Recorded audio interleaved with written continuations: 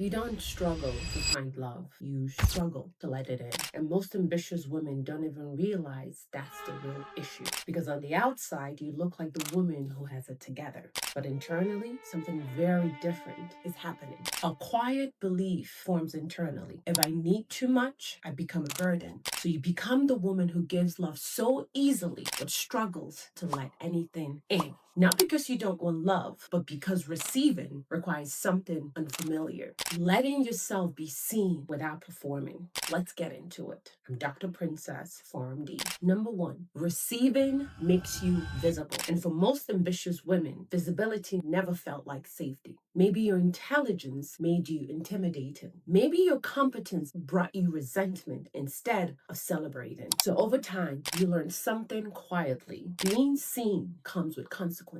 So you adapted. Stopped receiving compliments. Stopped receiving help. Stopped receiving attention, not because you're humble, because shrinking felt safer than exposure. I used to keep my camera off in meetings, not because I wasn't there, because I didn't want to be fully seen. As a young, ambitious woman in corporate spaces, visibility sometimes meant projection instead of recognition, and I didn't always feel safe in that. But here's what I didn't recognize then. You just don't hide from criticism, you also hide from love, because the nervous system doesn't separate the two. Over time, you lose both because you cannot selectively receive visibility. You either allow yourself to be seen or disappear from both connection and admiration. If an ambitious woman trying to reconnect with a version of yourself you abandoned in order to survive, I send one practical insight every week on healing hidden wounds, rebuilding confidence, and becoming the woman you've always meant to be. You can join below. Number two, receiving triggers shame.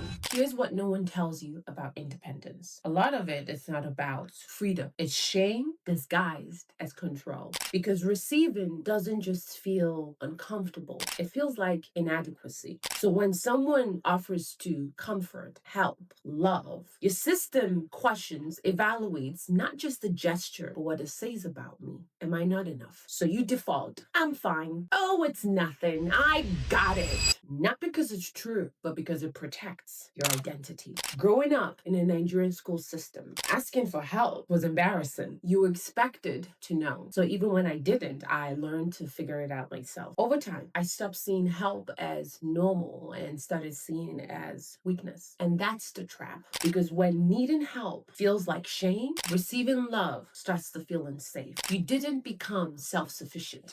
You became ashamed of having needs. And those are not the same thing. The deeper truth is simple. Receiving, it's not about resources. It's about allowing yourself to love without earning it. And for many women, that feels like danger disguised as kindness. You don't reject help. You reject what it might say about you. Number three, receiving feels undeserved. Now we go deeper because this is where identity splits happen. Intellectually, you know you're capable, but emotionally, it doesn't register as earned. Many ambitious women grew up in environments where good was never good enough. So you learned to repeat, redo, refine until competence became automatic. But here's the problem. When something becomes easy for you, your mind stops associating it with value. So when people praise you, you think, if it was easy, it can't be that impressive. And you dismiss it. Not because it isn't true, but because your identity still equates value with visible struggle. I remember in pharmacy school, my preceptor told me I had a strong ability to simplify complex material. I didn't believe her at the time because it didn't feel like effort at the moment. What I didn't see was this. I had spent years breaking down complex materials repeatedly that it became second nature. So now it looked effortless. But it wasn't lack of effort. It was just accumulated repetition. And I confused mastery with it should still feel hard. I wasn't rejecting praise. I was rejecting accolades that didn't come with struggle. Your effort didn't disappear. It just became invisible to you. Number four, receiving threatens your identity. At some point, being the strong woman stops being behavior. It becomes identity. And identity is harder to release than habit. Because if I stopped being the strong one, then who do I become? So you keep going, even when you're tired, even when you want to stop, even when no one asked you, not because you have to, but because it's the only version of you that feels stable. When I moved to US for college, I became the strong one in my friend group. Everyone came to me with their insecurities, stress, or pain, and I responded with strength. That became my role. So even when I started struggling, I kept performing it. And I realized something uncomfortable. People weren't meeting me, they were meeting my function. And I was trapped inside of it. The cost is you become loved for what you do, but not fully known for who you are. People can only meet the parts of you you allow them to see. What is really happening here? You're not someone who can't receive love. You're someone who's learned to associate receiving with visibility risk, receiving with shame risk, receiving with identity crisis. So you choose safety, hide it. But safety has a cost. You become loved for your strength, but unseen for your humanity. And over time, that becomes loneliness. Not because no one is there, but because nothing real is reaching you. Here's the final shift. You don't heal this by becoming someone else.